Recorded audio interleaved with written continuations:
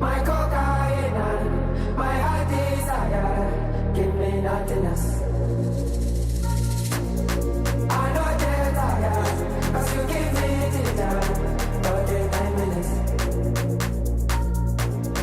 You're my true lover, my mommy wonder, give me happiness.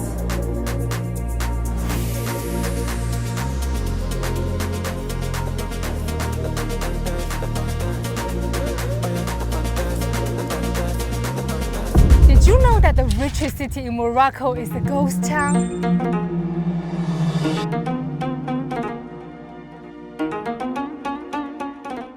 Aouli is an abandoned mining village in central Morocco. In the 1920s, Aouli was home to thousands of miners and their families. Under the French, Aouli was the second city to have access to electricity after Casablanca. And that explains the luxury amenities that this town used to have, such as a cinema, schools, and beautifully built houses. The infrastructure here is insane, with tens of kilometers long caves, railroads, and bridges.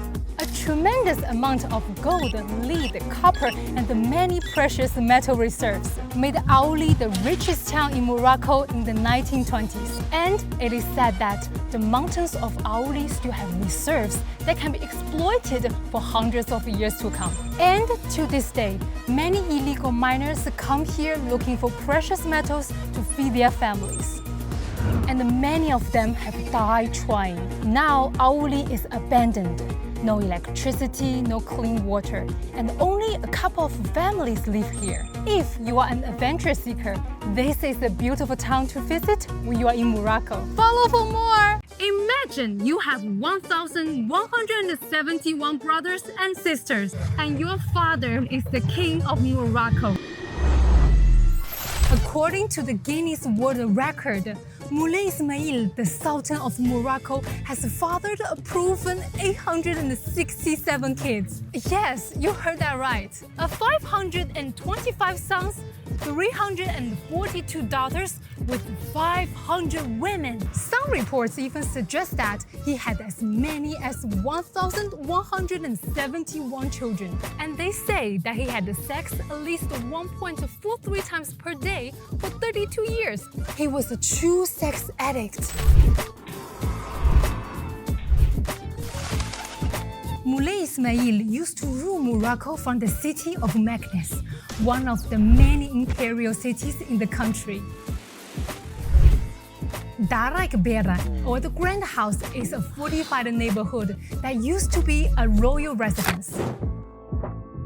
And to this day, all its gates are under his sons' names, like this one, Baba Moulay Zidane. Now, Moulay Ismail is buried just right next to his palace. In this pretty mausoleum, which one has more kids, Genghis Khan or Moulay Ismail? Let me know in the comments. Welcome to the cleanest city in Africa. Many of you think that Casablanca is the capital of Morocco. I'm sure that you don't know that Rabat, the capital of Morocco, is the cleanest city in the entire continent. Rabat is a modern city, but also a city with a rich history. For travelers, Rabat is considered a place to refresh. After visiting the bustling souks of Marrakesh or the busy roads of Casablanca, Rabat is where you get your peace of mind back. With gorgeous sunsets by the beach, pleasant walks in the old Medina, Rabat is green, clean, and full of awesome human beings. So follow me if you know what I mean. Marrakesh is full of scammers. When you hear the word scam, you probably think of some guys behind their screens pretending to be a Nigerian prince. And the #1 rule of scammers is to never reveal their true identity. So why do you call these guys scammers if you can see their faces? Culturally, Moroccans believe in something called, الله يجعل لك لما بين البيع والشراء. which translates to, may negligence be present between the seller and the buyer. And this is deeply rooted in their business culture. As Moroccans are really good in business, and they're expecting you to be a good negotiator too. So, as a buyer, you should be negotiating for the items you are buying. And if you want to fix the prices, then you should probably go to a supermarket. People here don't scam, but it's just a simple negotiation tactic. And sometimes it's not a negotiation. Maybe they just want to talk to you more. Especially if you know that the people of Marrakesh like to talk a lot. And they're considered the funniest in Morocco. So yeah, you are not getting scammed. اخويا انت اللي ما تعرفش تشطر.